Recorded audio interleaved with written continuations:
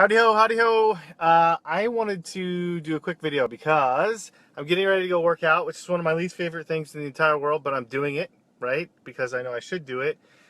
But I always forget you can do these videos inside your groups. Something we should probably talk about on a training sometime. So I wanted to do a follow-up really quick video to the post that I just made. Because a couple comments, a message, and then something entirely separate that Lori's dealing with makes me think we're still missing the point. And I want to go back to history. And so this is what I want to tell you. 5 years ago when we started this business and when we were working together, when we were working towards a goal, there was a lot more unity in that and commonality in trying to accomplish the same things, meaning diamonds work together. You know, everyone was working together in community a lot more than they are right now. And that's not to say that people are against each other. I don't want you to get that from this. What I want you to take from it is the sense of isolation. So what I've found is that people tend to branch off and do their own thing for whatever reason. I won't try to justify or judge that. Have their own teams, do their own things, create their own communities. And I understand that. But what I want you to hear is that in the beginning, when It Works was created, it wasn't at all like that. It was so much more a communal sense of working together to accomplish the same things.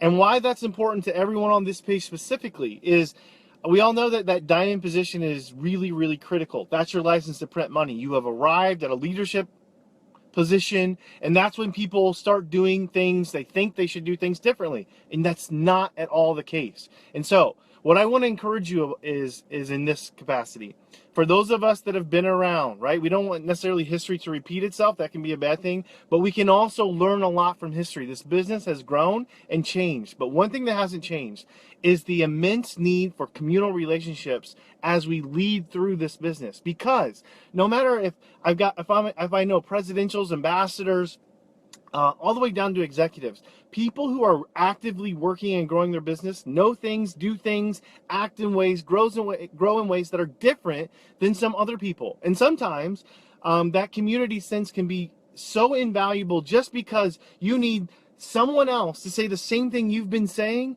but they hear it from someone else and it just clicks. It just clicks. So what I want you to take from this is really important. We don't have to depend on our uplines to create a sense of community. And what I see happening in our organization, I've seen it for years, is people want, hey, Lori, let's do a leadership call. Hey, Lori, let's do a leadership Zoom. I understand that. Lori's amazing. I would want Lori a part of my Zooms, my leadership calls too. But she's not necessary, okay? You all, everyone on this page can join together and have those same Zooms, those same calls. I really feel so in my heart that that sense of community at every level is missing. Like, there's that song by 10th Avenue North that no man is an island. Like, and I'm gonna use man in the context of human beings. No person is an island. And we've created this environment where people are islands and they're trying to work and grow their business in their own little way. I just don't get that. It was never successfully done that way in the beginning. So why are we doing that now? Let's not. So it takes a community. It's like that saying, it takes a village to raise a family. It takes a village to raise your business. Why are we not working together as that village? And so I'm not saying that you're not. What I want to encourage though is more of it.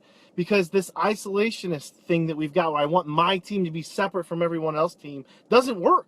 Because isolation leads to frustration. There's so much information out there. It's like information overload. And I really hope and that you hear my heart.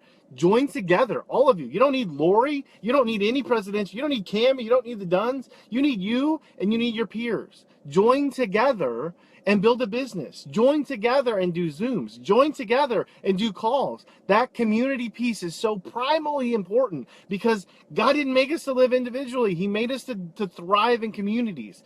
And I think sometimes we've taken that to mean, hey, I want to create my own little community. Fine. Take your little community along with her little community and her little community and her little community and lead together. Our big pages in the beginning, they weren't one leader mastering a page. It was a page of hundreds of leaders. Our original page that we had, Skinny Rap Divas page, so many great leaders came from. I could rattle off 100 names 100 names of leaders, and they were all active, participating. It wasn't Lori's page. It never was. It was this community page. And I think that's what people are missing. This leadership page could be a community page.